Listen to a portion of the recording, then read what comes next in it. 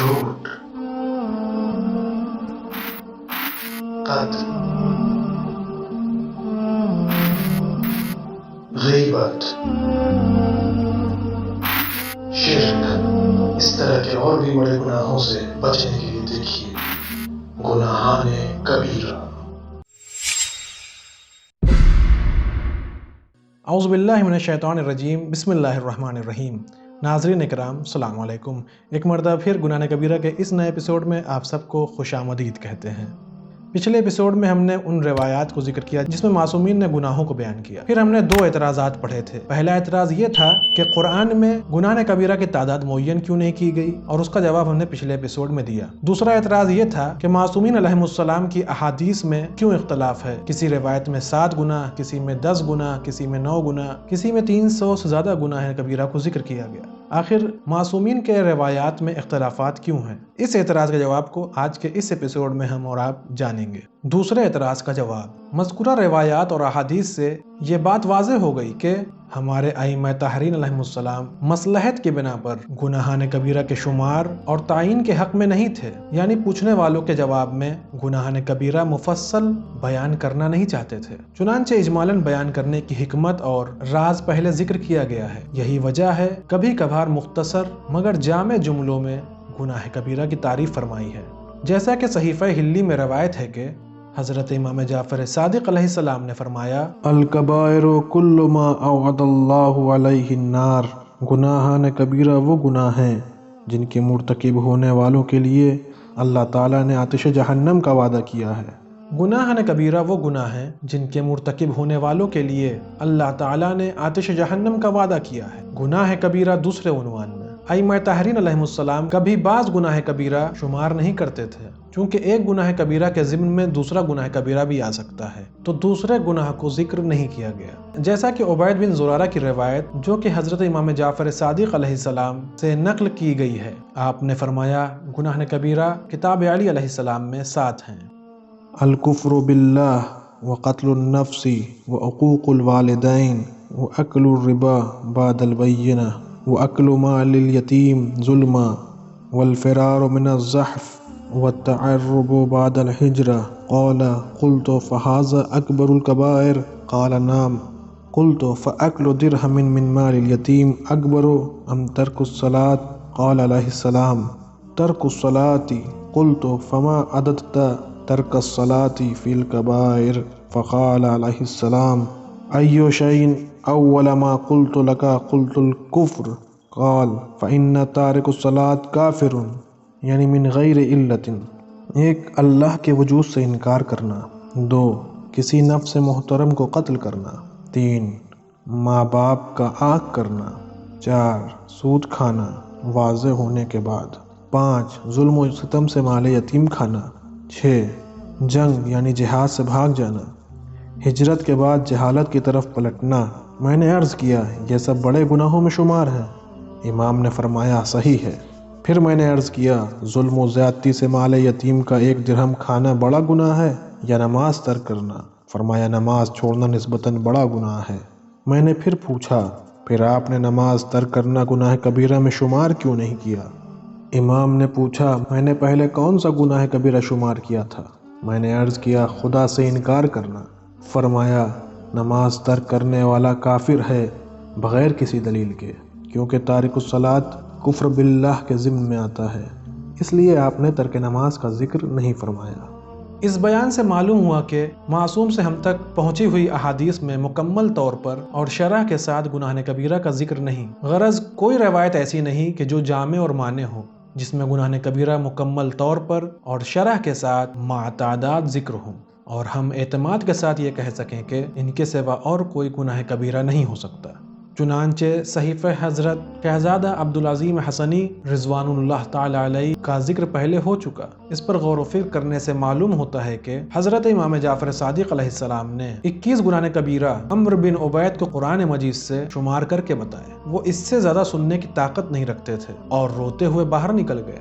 اگر سننے کی سکت ہوتی اور صبر سے کام لیتے تو امام علیہ السلام مزید ارشاد فرما رہے تھے، میں قارئین محترم سے یہ بھی عرض کرنا چاہتا ہوں کہ ہمارا مطلب اس کتاب میں ان گناہوں کی شرح بیان کرنا نہیں جن کا کبائر میں شامل ہونا ثابت اور مسلم ہے، اور نہ ہم جو کچھ ذکر کرتے ہیں انہیں پر گناہ کبیرہ کا انحصار ہے، بلکہ باقی گناہ جن کے بارے میں کبیرہ ہونا ثابت نہیں، مبہم اور مختصر اس کتاب میں ہم لکھ رہے ہیں۔ جن گناہوں کا صغیرہ ہونا بھی مسلم نہیں، اس لیے صاحبان تقویٰ پر لازم ہے کہ ان تمام مبہم اور مختصر الذکر گناہوں سے بھی پرہیز کریں، کیونکہ امکان ہے کہ واقعی میں وہ گناہ کبیرہ ہوں اور ہم انہیں ثابت نہ کر سکتے ہوں۔ یہاں تک گناہ کبیرہ کا مقدمہ بیان ہوا اور کسی قدر معلومات فراہم ہو گئیں۔ اب ہم ان گناہ کبیرہ کی بحث و بیان شروع کرتے ہیں جن کو صراحتاً بڑا گناہ قرار دیا گیا ہے۔ اب یہاں سے تیسرا باب شروع ہوتا ہے، کبائر منسوسہ، یعنی وہ گناہ جن کو کبیرہ شمار کیا گیا ہے۔ پہلا گناہ الشرک باللہ، سب سے پہلا گناہ کبیرہ اللہ تعالیٰ پر شرک باندھنا ہے، اور اس کے بارے میں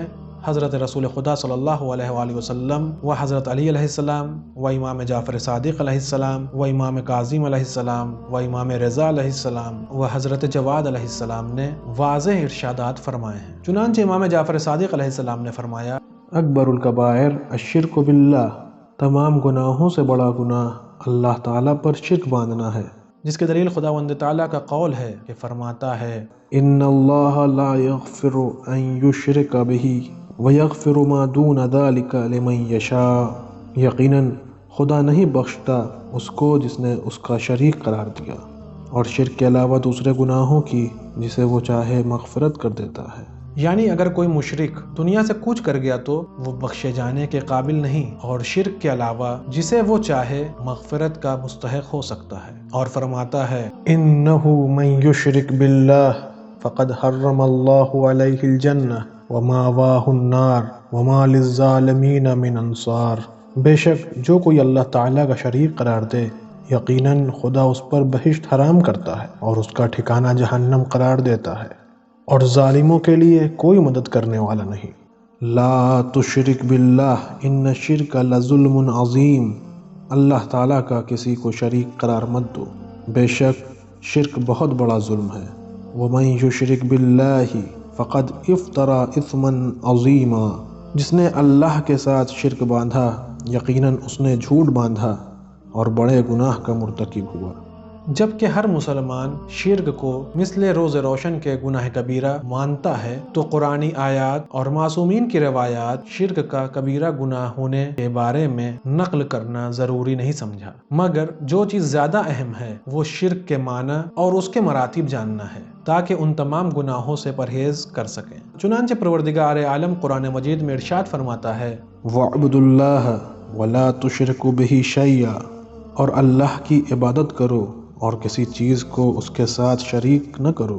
واضح ہو کہ مشرک مقابل موحد اور اس کی ضد ہے، چنانچہ توحید دین کا پہلا اصل رکن ہے، یہ کئی مراتب پر مشتمل ہے، اور اسی طرح شرک کے کئی درجات ہیں۔ پہلا، توحید اور شرک ذات خدا کے مقام میں۔ دوسرا، توحید اور شرک صفات خدا کے مقام میں۔ تیسرا، توحید اور شرک افعال کے مقام میں۔ چوتھا، توحید اور شرک اطاعت کے مقام میں۔ پانچواں، توحید اور شرک عبادت کے مقام میں۔ اب اگر توفیق الہی شامل حال رہی تو ہر ایک موضوع پر تفصیل سے بیان کریں گے۔ پہلا مقام، توحید ذات خدا، یعنی رب الارباب کی ذات اقدس کو یکتا تسلیم کرنا کہ وہ قدیم اور ازلی ہے، وہ سارے عوالم امکان خواہ محسوس ہو یا غیر محسوس سب کی ایجاد کی علت ہے، اور اس مقام میں متعدد علل کو ماننا شرک ہے۔ چنانچہ ثنویہ فرقے قائل ہیں کہ کائنات کے دو برابر کے موجد ہیں، اور دونوں قدیم بھی ہیں اور ازلی بھی۔ ایک نیکیوں کا مبدع ہے جس کا نام یزداں ہے، اور جو برائی کا خالق ہے اس کا نام اہرمن ہے۔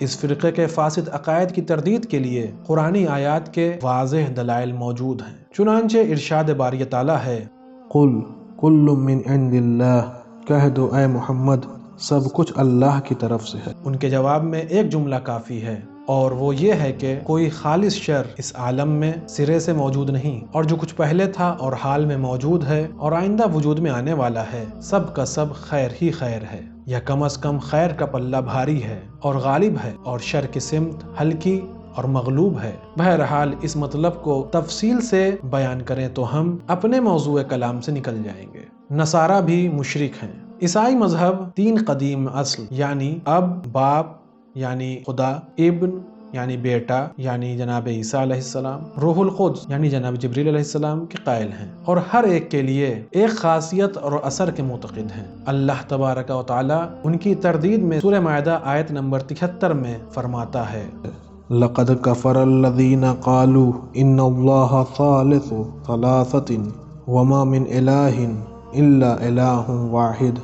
جو لوگ اس کے قائل ہیں کہ اللہ 3 میں سے ایک ہے، یعنی الوہیت خدا، عیسیٰ اور روح القدس کے درمیان مشترک ہیں، وہ یقیناً کافر ہو گئے، حالانکہ خدا یکتا کے سوا کوئی دوسرا معبود نہیں جو کہ تمام موجودات کا مبدا ہے۔